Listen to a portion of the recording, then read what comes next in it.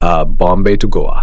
Bombay to Goa साल 1970 में आई एक ऐसी फिल्म है जिसे देखने पर ऐसा लगता है जैसे हम खुद एक बस में बैठकर मुंबई से गोवा तक का सफर कर रहे हैं। इस सफर में सिर्फ रास्ता ही नहीं बदलता बल्कि कई लोगों की जिंदगी भी हमारे सामने खुलती जाती है। किसी को प्यार चाहिए, किसी को अपना सपना पूरा करना है, कोई मुसीबत से भाग रहा है, ना कोई अपने लालच में अंधा हो चुका है और कोई बिना किसी स्वार्थ के दूसरे की मदद करने के लिए आगे आता है। इन सबको एक ही बस में बैठाकर कहानी को आगे बढ़ाना इस फिल्म की सबसे बड़ी खासियत है। फिल्म का निर्देशन एस रामनाथ ने किया था। इसे महमूद और एनएससी सिप्पी ने बनाया था। इसमें अमिताभ बच्चन, अरुणा ईरानी, शत्रुघ्न सिन्हा, नजीर हुसैन, महमूद और अनवर अली जैसे कलाकार हैं। संगीत आर.डी. बर्मन ने दिया था और गीत राजेंद्र कृष्ण ने लिखे थे। ये फिल्म 3 मार्च 1970 को आई थी और उस समय दर्शकों ने इसे बहुत पसंद किया था। फिल्म को बहुत बड़ी सफलता मिली थी। आज इतने सालों बाद भी इसका नाम पुराने हिंदी सिनेमा की यादगार फिल्मों में लिया जाता है। कहानी की शुरुआत आत्माराम और उनकी पत्नी से होती है। उनकी बेटी माला है। एक दिन जब वे एक पत्रिका में माला की तस्वीर देखते हैं तो दोनों हैरान रह जाते हैं। उन्हें समझ नहीं आता कि उनकी बेटी की तस्वीर वहां कैसे पहुंच गई। इसी बीच वे माला की शादी करने का फैसला कर लेते हैं। वे उसका रिश्ता रामलाल के बेटे के साथ करना चाहते हैं, लेकिन माला इस बात से खुश नहीं है। वह ऐसे आदमी से शादी नहीं करना चाहती, जिसे उसने की देखा तक नहीं है। उसकी बात में भी दम है। वह अपनी जिंदगी के बारे में खुद फैसला करना चाहती है। उसके मन में एक और इच्छा है, वह फिल्मों में काम करके नाम कमाना चाहती है। उसे लगता है कि उसके सामने एक बड़ा मौका आया है और उसे हाथ से जाने ही देना चाहिए। माला 2 लोगों पर भरोसा करती है। एक है शर्मा और दूसरा वर्मा। इन दोनों ने उसकी तस्वीर पत्रिका में भेजी होती है और उसे भरोसा दिलाया होता है कि उसे फिल्मों में काम करने का मौका मिल सकता है।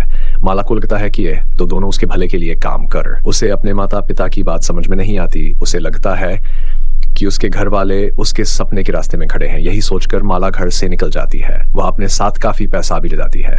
उसे भरोसा है कि शर्मा और वर्मा उसकी मदद करेंगे और उसका सपना पूरा होगा। लेकिन यहीं से उसकी जिंदगी मुश्किल हो जाती है। शर्मा के मन में लालच बढ़ने लगता है। वह पैसों के लालच में ऐसा काम कर बैठता है जिसके बाद उसके लिए वापस लौटने का कोई रास्ता नहीं बचता। वह वर्मा की हत्या कर देता है। माला उस घटना को अपनी आंखों से देख लेती है।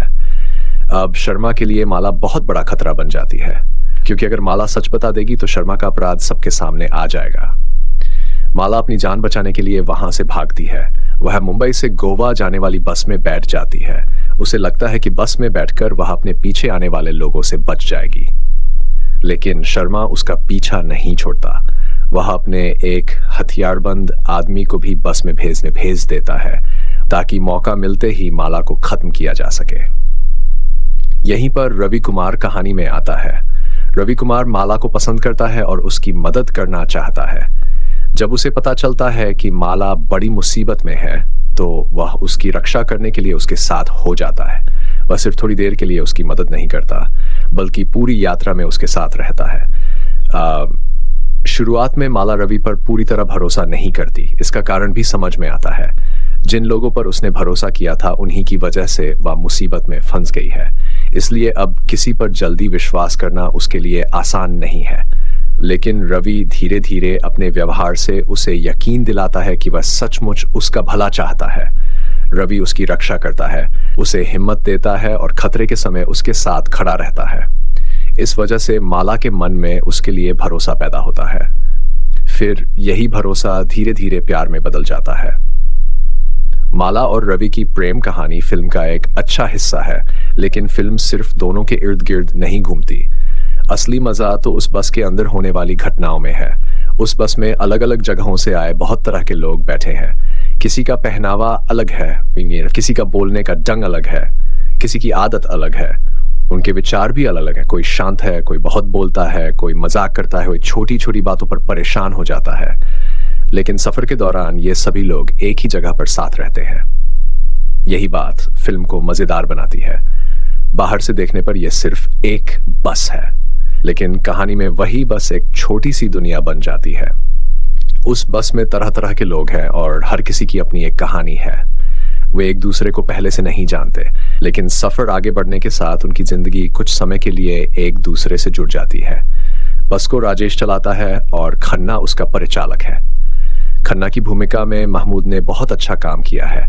उनके आने से फिल्म में हंसी का रंग और गहरा हो जाता है। महमूद का अंदाज ऐसा है कि वे साधारण बातचीत को भी मजेदार बना देते हैं। उनकी आवाज, चेहरे के भाव और दूसरों से बात करने का तरीका दर्शकों को हंसाता है। इस फिल्म में महमूद की मौजूदगी बहुत जरूरी लगती है, क्योंकि कहानी में एक तरफ माला की जान खतरे में है और दूसरी तरफ हत्या का मामला है। अगर फिल्म लगातार उसी गंभीर माहौल में चलती रहती तो वह भारी लग सकती थी। महमूद की नटखट बातें और मजेदार हरकतें बीच बीच में माहौल को हल्का कर देती हैं। अमिताभ बच्चन रवि कुमार की भूमिका में दिखाई देते हैं। आज हम उन्हें हिंदी सिनेमा के सबसे बड़े कलाकारों में गिनते हैं, लेकिन इस फिल्म में वे अपने शुरुआती दौर में दिखाई देते हैं। उन्हें इस रूप में देखना अपने आप में एक अलग अनुभव है। उनके चेहरे पर उस समय की युवा चमक है और अभिनय में आगे बढ़ने का आत्मविश्वास भी दिखाई देता है। रवि कुमार का किरदार बहुत सीधा है। वह माला की मदद करता है और जब खतरा आता है तो पीछे नहीं हटता। वह माला पर अपनी बात थोपने की कोशिश नहीं करता। धीरे धीरे उसका व्यवहार माला के मन भरोसा पैदा करता है। अमिताभ बच्चन ने इस भूमिका को सादगी के साथ निभाया है। अरुणा ईरानी माला के किरदार में अच्छी लगती है। माला सिर्फ एक प्रेम कहानी की लड़की नहीं है, वह अपने सपने को पूरा करना चाहती है। वह अपने माता पिता के फैसले से परेशान है। वह गलत लोगों पर भरोसा कर बैठती है और फिर उसी गलती की वजह बहुत बड़ी मुसीबत में फंस जाती है। इसके बाद उसके अंदर डर भी है और अपनी जान बचाने की कोशिश भी। अरुणा ईरानी इन अलग अलग भावनाओं को अच्छी तरह दिखाती हैं, खासकर जब माला को पता चलता है कि जिस आदमी पर उसने भरोसा किया था वही उसकी जान के पीछे पड़ा है, तब उसके डर को महसूस किया जा सकता है।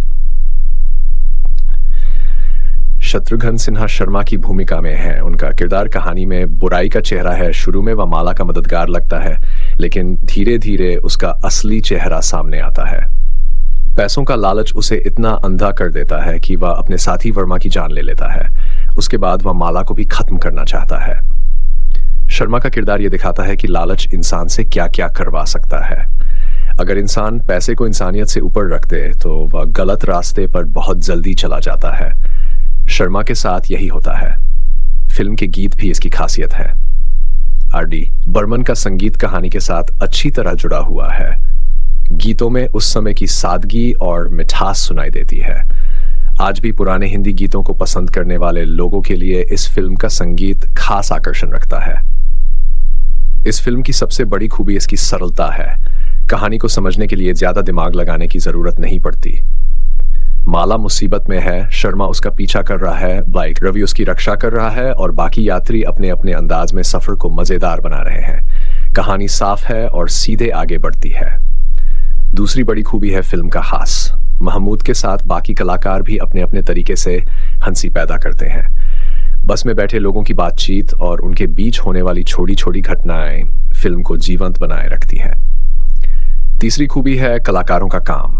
अमिताभ बच्चन, अरुणा ईरानी, शत्रुघ्न सिन्हा और महमूद सभी ने अपनी भूमिकाओं को अच्छी तरह निभाया है। खासकर अमिताभ बच्चन के शुरुआती दौर को देखने का मौका इस फिल्म को और खास बनाता है। चौथी अच्छी बात है कि फिल्म में अलग अलग तरह के लोगों को एक साथ दिखाया गया है।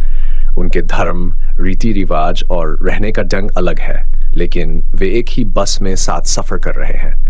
इससे एक अच्छी बात सामने आती है कि इंसान एक दूसरे से अलग हो सकते हैं, लेकिन साथ रहना और जरूरत के समय एक दूसरे की मदद करना भी जानते हैं।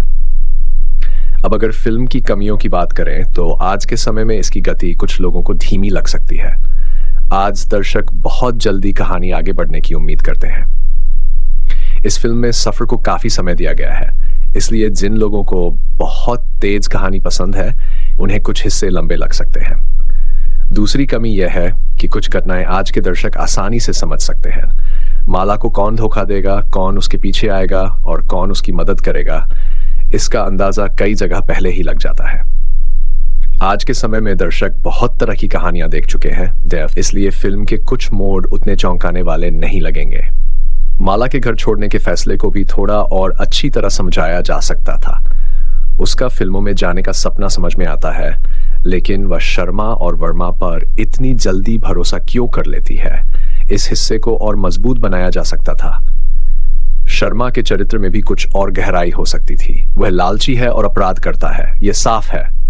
लेकिन उसके मन में इतनी बड़ी लालच कैसे पैदा हुई, इस बारे में ज़्यादा कुछ नहीं बताया गया है। अगर उसके स्वभाव को थोड़ा और समझाया जाता, तो उसका किरदार और प्रभावशाली बन सकता था। कुछ जगहों पर नाटकीयता भी ज़्यादा महसूस होती है। मालाबार बाघ तरह से बचती है और उसके पीछे आने वाले लोग उसे पकड़ने की कोशिश करते रहते हैं। आज के दर्शक को यह तरीका थोड़ा पुराना लग सकता है, लेकिन उस समय की फिल्मों को उसी दौर की सोच के साथ देखना ज़रूरी है। इन कमियों के बावजूद फिल्म की अपनी एक अलग मिठास है। ये ऐसी फिल्म नहीं है जिसे बहुत गंभीर हानि समझकर देखा जाए। इसे एक मजेदार सफर की तरह देखना दा अच्छा है। इसमें हंसी है, प्यार है, खतरा है, गाने हैं और रास्ते में मिलने वाले अलग अलग लोगों की बातें हैं। मुझे इस फिल्म की सबसे अच्छी बात यही लगती है कि एक साधारण बस को ही पूरी कहानी का हिस्सा बना दिया गया है। बस आगे बढ़ती रहती है और उसके साथ कहानी भी आगे बढ़ती रहती है। रास्ते में जो लोग मिलते हैं, जो घटनाएं होती हैं और जो रिश्ते बनते हैं, वही फिल्म की असली जान है। ये फिल्म ये भी दिखाती है कि कभी कभी इंसान अपने घर से भागकर जिस चीज को पाने निकलता है, रास्ते में उसे उससे भी बड़ी सच्चाई मिल जाती है। माला घर से अपने सपने को पूरा करने के लिए निकलती है, लेकिन उसे रास्ते में यह समझ आता है कि हर मुस्कुराने वाला इंसान भरोसे के लायक नहीं होता। दूसरी तरफ वे बिना किसी लालच के उसके साथ खड़ा रहता है और उसका भरोसा जीत लेता है। इस तरह फिल्म प्यार के साथ साथ भरोसे की बात भी करती है। माला के माता पिता भी पूरी तरह गलत नहीं है। वे अपनी बेटी की चिंता करते हैं कि वे उसकी इच्छा को समझने की कोशिश नहीं करते। माला की गलती यह है कि वह अपने माता पिता से खुलकर बात करने के बजाय घर छोड़ने का फैसला करती है और अनजान लोगों पर भरोसा कर लेती है। दोनों तरफ से थोड़ी समझदारी होती तो शायद इतनी बड़ी परेशानी पैदा ही नहीं होती। यही वजह है कि फिल्म की कहानी आज भी पूरी तरह बेकार नहीं लगती। समय बदल गया है, लेकिन परिवार और बच्चों के बीच होने वाली गलतफहमियां आज भी मौजूद है। सपने और परिवार की इच्छा के बीच होने वाला टकराव भी आज समझ में आता है। कुल मिलाकर बॉम्बे टू गोवा एक हल्की फुल्की, मजेदार और रोमांच से भरी पुरानी फिल्म है। इसकी कहानी बहुत कठिन नहीं है, लेकिन उसे जिस तरह बस के सफर से जोड़ा गया है वह इसे खास बना देता है। कलाकारों का काम अच्छा है, गीत याद रहने वाले हैं और महमूद की हंसी मजाक वाली भूमिका फिल्म को लगातार जीवंत बनाए रखती है। इसकी सबसे बड़ी कमी यह है कि आज के समय में इसकी गति कुछ धीमी लग सकती है और कुछ घटनाएं आसानी से समझ में आ सकती हैं। फिर भी पुरानी फिल्मों की सादगी को पसंद करने वालों के लिए इसमें बहुत कुछ है। अमिताभ बच्चन के शुरुआती दौर को देखने के लिए, महमूद की नटखट अदाओं का आनंद लेने के लिए, अरुणा ईरानी के अभिनय को देखने के लिए और पुराने समय की सरल कहानी का मजा लेने के लिए यह फिल्म देखी जा सकती है। आखिर में यही कहा जा सकता है कि बॉम्बे टू गोवा सिर्फ मुंबई से गोवा जाने वाली बस की कहानी नहीं है। यह उन लोगों की कहानी है जो कुछ घंटों के लिए एक दूसरे के साथ सफर करते हैं, लेकिन उस सफर में हंसी, डर, प्यार, भरोसा और मुसीबत सब कुछ महसूस कर लेते हैं। यही इसकी असली खूबसूरती है। कई साल बीत जाने के बाद भी ये फिल्म इसलिए याद रहती है क्योंकि इसमें कहानी को बहुत बड़ा बनाने की कोशिश नहीं की गई। एक बस ली गई, उसमें अलग अलग लोग बैठाए गए और उनके बीच से एक ऐसी कहानी निकाली गई जिसे आज भी बैठकर आराम से देखा जा सकता है।